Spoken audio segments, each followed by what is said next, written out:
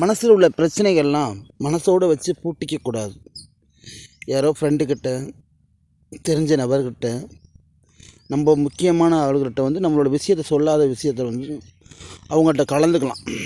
எந்த ஒரு துக்க விஷயமும் சில விஷயம் நம்மளோட மறைஞ்சிடக்கூடாதுன்னு சொல்கிறதுக்காக தான் சில விஷயத்தை நம்ம ஃப்ரெண்டுக்கிட்ட சொல்கிறது. எந்த விஷயம் சொல்லிவிட்டு அவளோட விஷயம் உங்கள்கிட்ட சொல்லுவார், உங்களோட விஷயம் அவர் சொல்லுவார். அந்த துக்கத்தை நம்ம ஷேர் பண்ணிக்கிறோம்.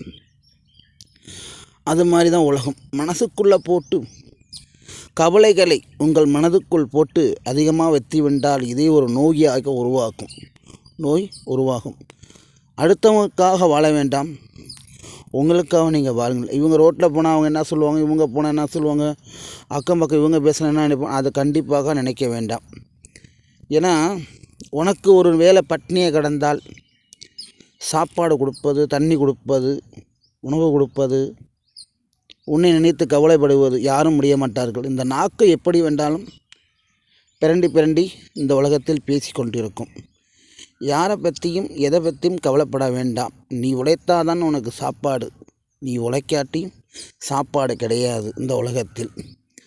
அது மாதிரி யாரை பற்றியும் கவலைப்பட வேண்டாம். இவர் என்ன சொல்லுவார், அவர் என்ன சொல்லுவார், அவர் என்ன சொல்லுவார், இவர் என்ன சொல்லுவார் என்று எப்பொழுதுமே நினைக்க வேண்டாம், செய்ய வேண்டாம். தனக்காக தான் நம்மளுக்காக தான் நம்ம வாழ முடியும், அடுத்தவங்களுக்காக வாழ முடியாது.